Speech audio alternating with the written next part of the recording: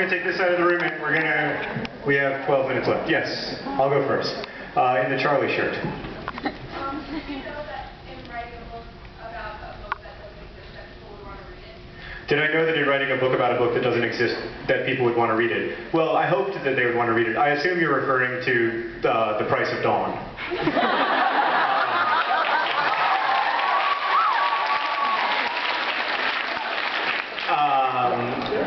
Which is, in my mind, a beautiful, beautiful book. If I ever write either of them, believe me, it will be The Price of Dawn. I did know that people would want to read the book, but I wanted you to have that. I wanted you to have that yearning that you have for the thing that isn't real. Like, I think there's so much magic in that feeling of wanting something that you know doesn't exist. And that's the same reason why, like, I'm not kidding when I say that the Hectic Glow is my favorite band, because you know, there's always something beautiful about the thing. Oh yeah, there's your wrist. Cool. About the thing that doesn't exist yet. Yay! With the broom.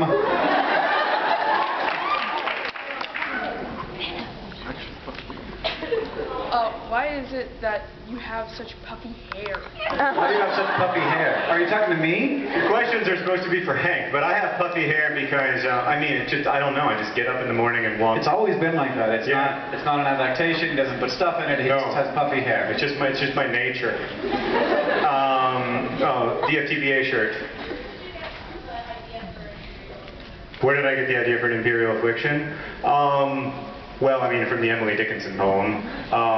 But in terms of the book itself, like, I modeled some of it after, you know, the novels, those sort of like metafictional novels that I read in college and really loved, like Infinite Jest and others. But I mean, initially the book was very, very much like Infinite Jest, and then over the course of, you know, many years of revising, it became less like Infinite Jest.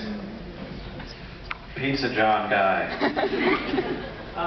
With all of the SciShow shows that you've been putting out on YouTube recently, like so many per week, are you afraid at all that you'll run out of topics? Repeat the question.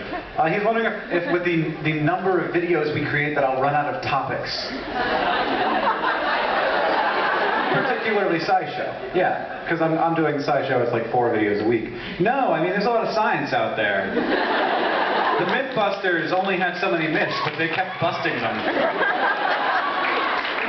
Yeah, I mean, I feel like science is pretty infinite, and then the other show, Crash Course, like the job of trying to, you know, use video to educate the world it's big enough. It'll keep us busy. Yes, the guy who's holding up his hand in the back there. Yes, you. Yeah, you're the only guy here. Oh, there's 2 guys holding up their hand, but I meant you. Will we ever get to meet the tour bus driver? Well, I don't. Julie, are you here? I'm sure she's horrified if she is here. She's so amazing. Yeah, she's been a huge help to us. Oh, she's just awesome. Yeah, we'll tell her that she can. Her round of applause. If I were her, I'd be hiding. So. Yeah. You had your hand up first. Do you have a favorite doctor?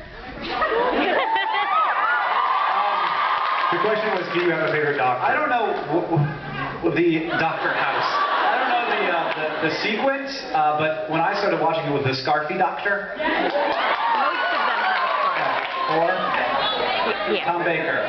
Tom Baker. That's how I was introduced before you guys were born. Yes. Yes. The question is, who the F is Hank?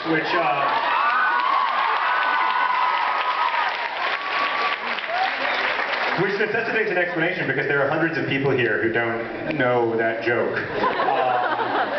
I make videos with my brother, and we make the videos back and forth, and particularly in the early days, people didn't know that there were 2 of us. They thought that, like, we were the same person, just with, like, slightly different hairstyles.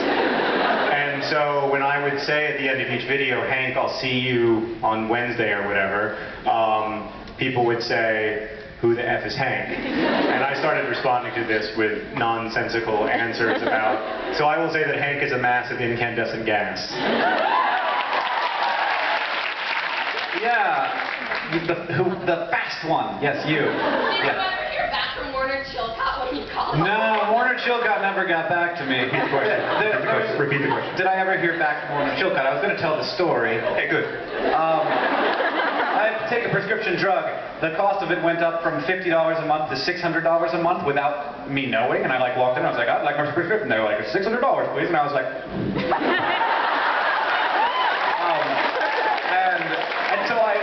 And I had to pay it. Like I needed it in order to survive. And so I got it. And then I went to my doctor and I got a new drug to take. But in that, they got me for like 3 years of prescription in 1 month.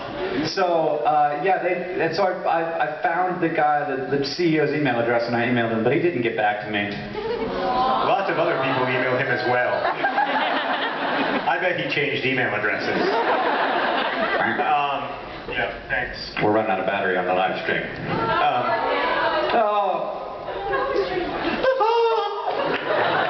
Someone says it stopped working, in which case I don't care. Well, if they're not here to hear that, then it won't bother them. Yeah, I was just that close. Adult. We lost it. What am I reading right now? Not as much as I'd like to be because of this. But that's okay. I'm reading the sequel to Lev Grossman's The Magicians. I didn't know that was... I thought I kind of discovered that, but I guess not. It is really, really great. It's a really brilliant and beautiful... don't worry about it, seriously. Yeah, They'll there's be nothing fine. we can do now. Yeah, they'll be It's too fine. late. It's in the past. I'm reading a Roger Zelazny book. Woo! Yeah. Apparently I discovered that one. It was written in 1970. Okay, with the camera and all your friends pointing at you. Who's winning at cows? There are not a lot of cows in this part of the country. Repeat the question. Who's winning at cows? It's a game that we play. When you see a cow, you say cow.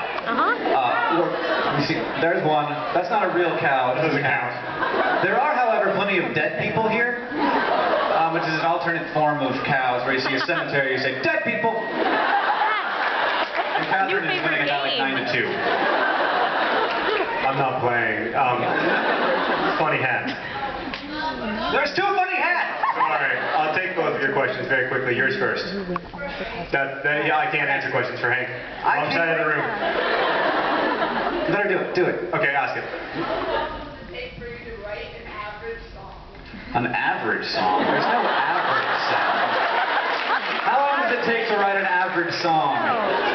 It varies hugely from like 13 minutes to 2 years. Yeah, that seems fair. And your question? Thoughts on teaming up with Marcus Cusack? My thoughts on teaming up with Marcus Cusack? Like in a soccer match? Yeah. I don't think that's something that we would do for a lot of reasons, but mostly because that's just not the kind of novelist that Marcus is. I don't think. Like I can't imagine Marcus collaborating. Like he's too singular, as handsome someone said. He is very handsome. But I can't imagine him being able to, or even like having any interest in that. But he's a genius. I'm happy to just let him do his genius stuff. Back against the wall. Yes, you, sir. Are you ever going to grow your policeman's mustache again? No, I am never going to grow my policeman mustache again.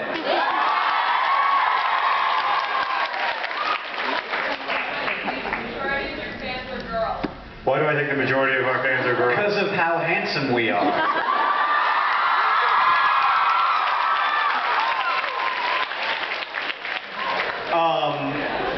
I don't think that it's that, actually. First off, I would say that, at least according to YouTube statistics, it's a lot less slanted than it is in this room. And I think some of that is because guys are afraid to come here. Which is insane because like the ratio would be very appealing. You would think.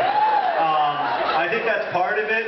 But I think I honestly think the biggest reason is that the people who read a lot and also the people who watch a lot of YouTube videos, in the sense of like following channels and subscribing to videos and becoming part of these amazing communities that are building up, they tend to be young women. And I think most of that is because a lot of young men are doing other community-based activities like Call of Duty. Green shirt. Hank, what got you into songwriting in the first place? What, songwriting? What got me into songwriting? I wanted to be a rock star when I was in high school, and so I wrote really bad songs. And then in college, I wrote "Maybe I Sold Your Dog on eBay," and I was like, well, I'm not gonna be a rock star, but I could sell this to Blink-182 because this is good. And then Vlogmas happened, and I was like, well, that one song I wrote was entertaining. Maybe I could do it again. And I mean, I should say, I didn't even know that Hank could play the guitar when he uploaded the Helen Hunt song. And I remember watching that video and just like jaw dropped. Like, Hank plays the guitar? And he's funny? Yes. So I noticed in your books you talk a lot about purpose and in a lot of cases death and not having to get necessarily accurate and very anything. Was that more because you were writing something that your readers might relate to, or something you were trying to figure out yourself? I don't. The question is about talking about the purpose of life and whether there is a purpose of life. So that's a nice. You know what? I'm going to answer the question and just take the shock. Because in 17 seconds, I'm not going to succeed at answering your question about the meaning of life. So I'll let it count. You know, no, let's not do a count. That's going to be needlessly unpleasant. That's needlessly unpleasant. Come on. So now to answer your question and go over time. Oh, look at that. No, I don't. Oh, look, it's off. I think it's really, really important that we all think hard about how we organize our values and organize our lives and what we choose to prioritize and how we choose to direct the astonishing gift of consciousness that we've been given, this weird awareness of the universe and ourselves and other people around us. Like, I think it's really, really important that we try to use that wisely. And I mean, that's not to say that part of using it wisely isn't like shutting it off to watch television, but I do believe that really, really strongly.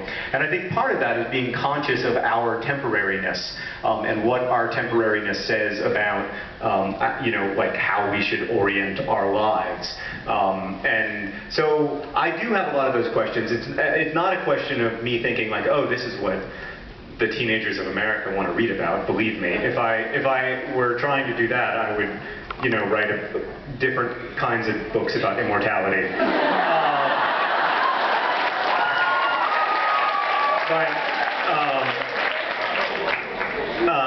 But it is a way for me to be able to have a conversation with, you know, we both think of video blogs and songwriting and writing stories as all the same thing, which is finding ways to talk about stuff that interests us with people who interest us, and finding ways to do stuff that we find interesting with people we find interesting. And so for me, writing is a way of reaching out to people I find interesting and trying to engage them in a conversation about stuff that I think is important. So now I will be shocked.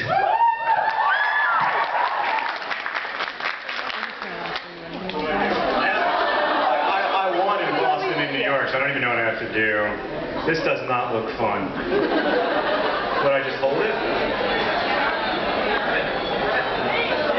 I have to grab both of them.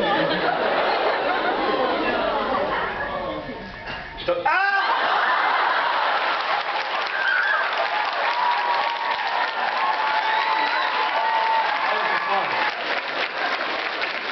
but I have no regrets about answering your questions.